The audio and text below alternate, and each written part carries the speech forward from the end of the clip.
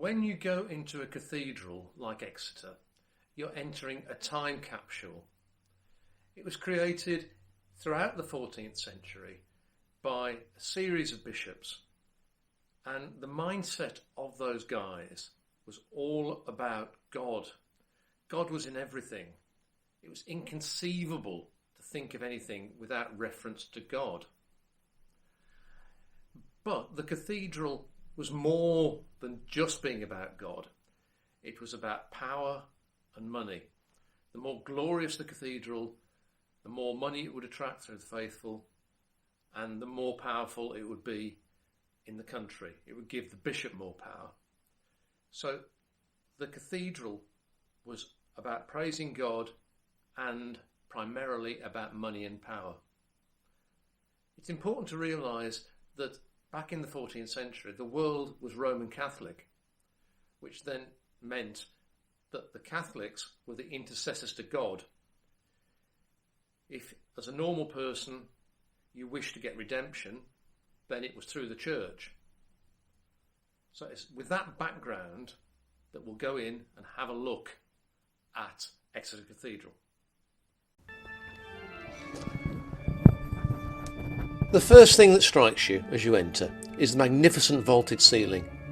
It's 300 feet long and 68 feet high. It's the longest uninterrupted arch ceiling in England. The ornate and coloured boss stones that pin the structure together are interesting. As you walk down the nave, if you look to your left, just above an arch, you see this ornamental minstrels gallery. 14 angels playing medieval instruments. Just why it's there is a subject of dispute, but the craftsmen and style are undoubtedly brilliant. As you move further towards the east, you see the mighty pulpitum. This is the screen which divides the nave from the choir. On top of this huge wall is a mighty 17th century organ, and you can hear it playing in the background on this video. Let's pause for a second and enjoy the ornaments on the pulpitum.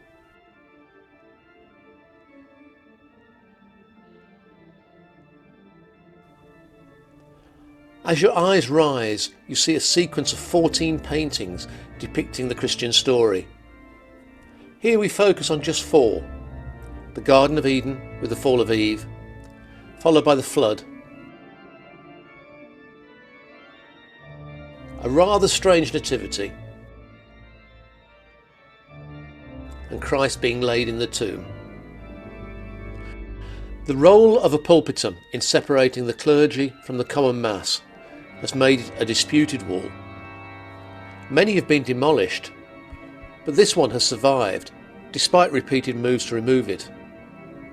Of such things are liturgical arguments made. You move into the choir, which is where the clergy would have held the services pretty much. Now you can see the 58 feet high Bishop's Throne or Cathedra. It was built entirely in oak in the 14th century, taking over 4 years to complete. It was removed in the Second World War and rebuilt where it once stood. It was once fully painted. It's dazzling now, and must have been stupendous then. Arriving at the high altar, the great east window is before us. Much of the stained glass is original 14th century. Now, let's pause a while at the brightly painted tomb of a bishop called Bishop Oldham. He was bishop from 1505 until his death in 1519, when he was aged 67. He accumulated considerable wealth and was able to leave £80 for a mass to be said for his soul every day for all eternity. There is much, much more to look at and consider in its own context. But for now, we'll take one final look at the west window. Do visit this amazing time capsule if you can. Thanks for watching.